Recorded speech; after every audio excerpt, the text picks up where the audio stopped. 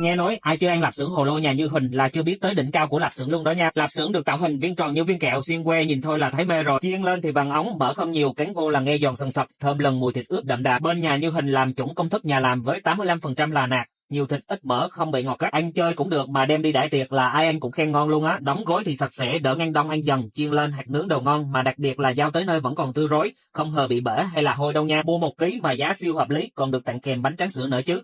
Hốt liền tay nha, chậm là hết hàng đó. Giá này sẽ thay đổi khi chương trình ưu đãi hết hạn, nên săn ngay nha.